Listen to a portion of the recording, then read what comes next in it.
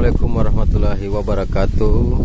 Selamat siang dan salam sejahtera untuk kita semua. Kali ini saya sedang berada di tambang kapur di daerah pinggiran kota Gorontalo. Jadi ini adalah tambang kapur atau tambang rakyat. Ya, itu adalah tungku pembakarannya. Ini jadi di tambang kapur ini sudah dikelola sebenarnya sejak zaman kolonial Belanda di masa lalu.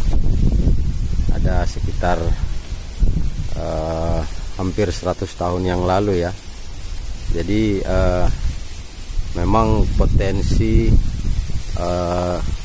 bahan galian kapur ini di Gorontalo cukup melimpah, tersebar dari wilayah barat Provinsi Gorontalo hingga wilayah timur Provinsi Gorontalo, di bagian selatan juga dan di bagian utara. Jadi dunia tambang tradisional adalah kegiatan purba atau kegiatan sejak zaman kuno dari manusia, sejak peradaban itu dimulai.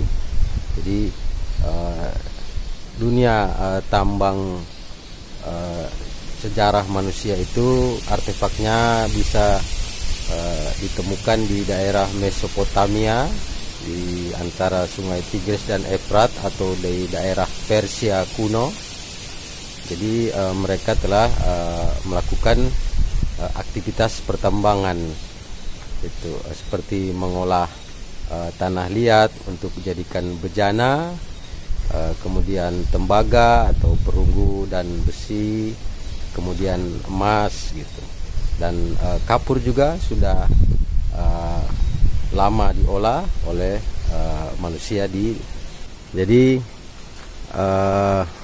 ini adalah tambang rakyat tradisional, sudah berdiri atau aktivitas rakyat di tambang kapur ini sudah ada sebelum Indonesia merdeka.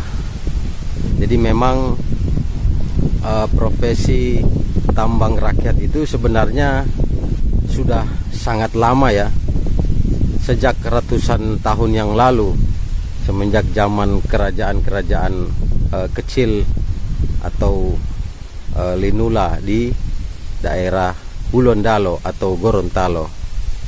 Ini tambangnya masih sangat tradisional ya, proses penambangannya masih pakai linggis, itu adalah linggisnya. Jadi ini adalah batu-batu gampingnya yang nanti akan diolah menjadi kapur. Jadi diolah, ini adalah salah satu saringan tradisional yang dibuat dari kayu. Jadi kapur itu ada dua jenis yang sering dijual, yaitu kapur dolomit untuk pertanian dan kapur kapur untuk pabrik. Jadi ini sebagian sebenarnya masuk kategori, kalau saya lihat ya,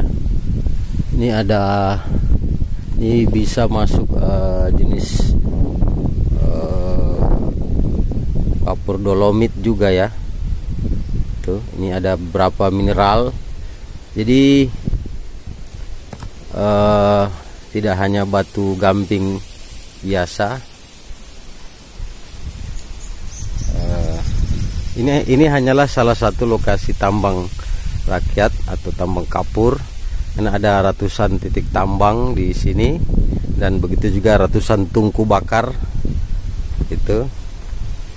Jadi ini adalah ekonomi atau wirausaha rakyat kecil di Kota Gorontalo yang butuh kita advokasi dan bantu ya, karena ini adalah salah satu wirausaha UMKM yang saat ini belum disentuh oleh